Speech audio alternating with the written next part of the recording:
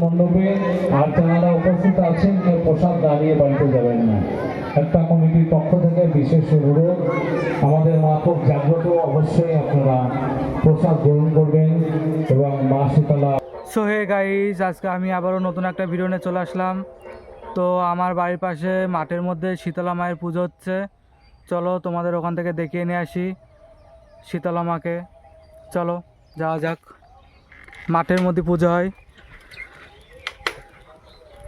দেখতে পাচ্ছ চারিদিকে মাঠ। তো চলো গিয়ে দেখা হচ্ছে।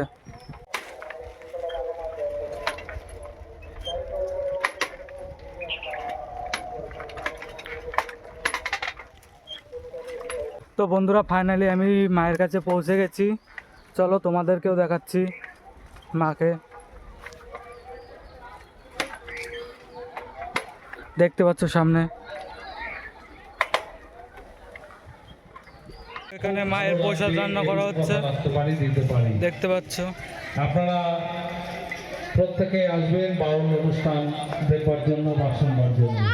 প্রত্যেকে প্রসাদ নিয়ে বাড়িতে যাবেন, কেউ যাবেন না প্রসাদ না নিয়ে। দেখতে পাচ্ছ কত লোক। আমাদের মা খুব জাগ্রত, যদি কারোর মানত করার ইচ্ছা থাকে আপনারা অবশ্যই করতে পারেন। অনেক মা বোনের আশা স্বপ্ন পূরণ হয়েছে, আপনারা মানত করতে পারেন।